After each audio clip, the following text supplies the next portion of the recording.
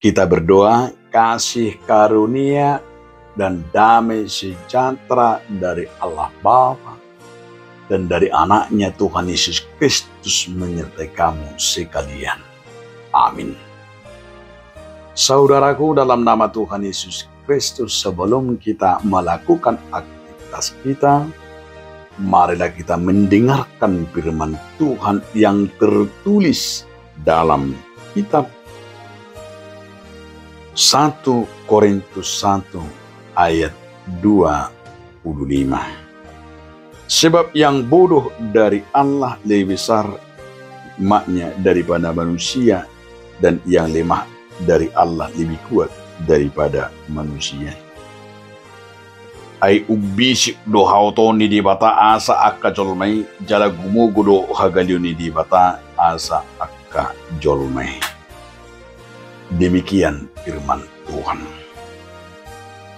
Saudaraku, dalam nama Tuhan Yesus Kristus, judul renungan kita hari ini adalah hikmat Tuhan versus hikmat manusia. Hikmat Tuhan itu bersumber dari kepercayaan. Hikmat Tuhan itu bersumber dari kebenaran. Hikmat Tuhan itulah sebuah kebijaksanaan. Hikmat Tuhan itulah sebuah kedamaian. Hikmat surgawi itu adalah yang sering kita sebut kearifan.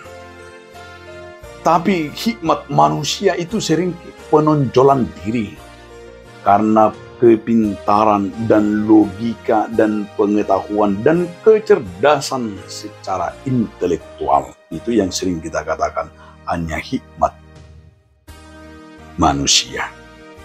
Maka dikatakan oleh Paulus kepada jemaat di Korintus bahwa kelemahan itu dikatakan kebodohan dari Allah lebih besar hikmatnya daripada manusia. Coba kita bayangkan, kebodohan bagi Allah itu hikmat manusia, dan kelemahan Allah itu kekuatan dunia.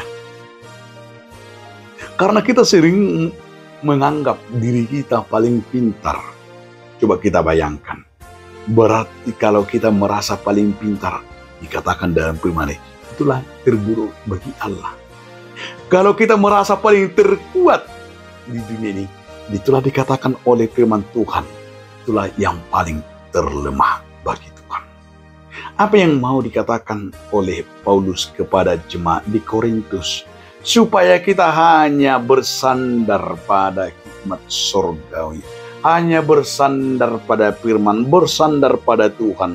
Karena hanya Tuhanlah satu-satunya menjadi hikmat kita beroleh pengetahuan. Seperti ini, sering kita menganggap bahwa dengan hikmat intelektual dan kecerdasan manusia, yang sering kita anggap Allah yang paling super, sehingga kita tidak pernah merasakan kehadiran Tuhan dan hanya mengandalkan kepintaran kita. Di mana-mana sering kita hanya dalam berbuat, bahkan merencanakan setiap pekerjaan dan mungkin program-program kita, baik itu di negara maupun di gereja maupun dalam keluarga, sering kita hanya mengandalkan hikmat-hikmat manusia. Sering kita hanya mengandalkan logika-logika kita. Apa yang terjadi, saudaraku? Kita harus jujur, kita tidak pernah puas akan disebut dengan hanya pikiran manusia. Tetapi jika kita mau melibatkan Tuhan dalam setiap rancangan dan setiap rencana kita, program kita, kita harus sadar dan kita harus tahu bagi Tuhan tidak yang mustahil. Seharusnya ini yang menjadi sebuah ikatan, sebuah pedoman dan pondasi orang percaya yang berkata dalam hidupnya harus mau hidup dan dasarnya adalah hikmat Tuhan. Di saat hikmat Tuhan itulah dasar kita untuk membangun keluarga itu. Tentu sekali bangunannya, kekuatannya, dasarnya, hidupnya, pondasinya akan meliputi dan kekuatannya di dalam Tuhan. Jika kekuatannya di dalam Tuhan, itu yang kita sebut dengan hikmat surgawi. Itu sekali dalam hikmat surga itu kita menerima kekuatan daripada Tuhan dan dapat merasakan bahwa kuasa Tuhan menjadikan diri kita hidup, memiliki, dan hanya hidup hikmat dari surgawi. Amin. Terima kasih Tuhan atas hikmat surgawi yang membuat kami dapat berjalan dalam setiap kehidupan kami. Amin.